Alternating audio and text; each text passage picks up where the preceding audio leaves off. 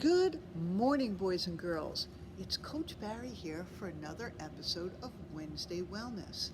And today we are going to be talking about sugar. And we are going to be considering whether sugar is something we should have a lot of or is sugar something we should have a little of. So let's look at the facts. Okay? Through my research, Ms. Barry found that on the average, the American Heart Association said that children should have no more than 12 grams of sugar a day.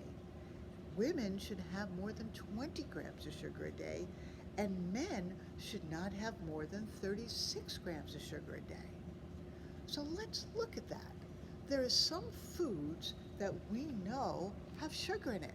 And if we look up at Ms. Barry's display, you could see some of them. Like we know when we have soda, we know that there's a lot of sugar in it. We know that already. We know if we eat candy, we're eating sugar. We know if we're eating cake, we're eating sugar. There's sugar in it. We know if we're eating donuts or cookies or ice cream, we are aware that we're eating sugar, that there's sugar in those foods and drinks. The question is, what about the other things sugar's in? For example, would you expect there to be sugar in salad dressing? I wouldn't. Would you expect there to be sugar in a store-bought salad? Would you expect there to be sugar in tomato sauce or marinara sauce? I wouldn't. Would you expect there to be sugar in other places? Well, most of us do not know. I would not expect that. But they use sugar as a preservative, and they know people like the taste. And more dangerously, they know that sugar's addictive. What they mean by that is that you can't just have one piece of candy. Very often when you have one piece of candy, you feel like having more. Or if you have one cookie, you might feel like having more. That is another way of saying that it's addictive because it makes you want to have more. Okay? And that could be dangerous with any food or anything. Because you have to know when it's time to stop, because otherwise it could be dangerous for your body.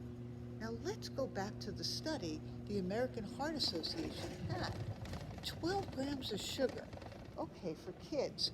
Well, if we already know that soda has over 40 grams of sugar, or a sports drink like Gatorade has more than 40 grams of sugar, well, that's like 3 days worth of sugar, probably a little bit more than 3 days worth of sugar for kids. That means you're having all your sugar in one drink. That could be a problem. But what's good is that if you know that, you could maybe not have a whole cup of soda or a whole cup of Gatorade. You could just have a little, and that could be your sugar for the day. The whole important part about this is to be able to select your sugars each day. So for example, personally, I wouldn't pick a drink as a sugar. I would pick a food as a sugar. So if it's somebody's birthday and I want to have some ice cream cake, that's my sugar for the day. Okay? If I want to have a cookie that day, that's my sugar for the day. I'm choosing my sugar. So this way I can keep my body as healthy as I can, because I could choose the sugars that are healthy for me. If it's Halloween and you feel like having candy, that could be your sugar for the day. But you don't want to have candy and cookies and ice cream and soda all on the same day, because that's an overload for your system and it makes your body work so much harder. And that's why you might feel sluggish and tired and feel like you can't move if you have too much sugar. So that makes sense to me, and I hope it makes sense for you. So what I also want to show you is look at this big poster that Miss Barry made.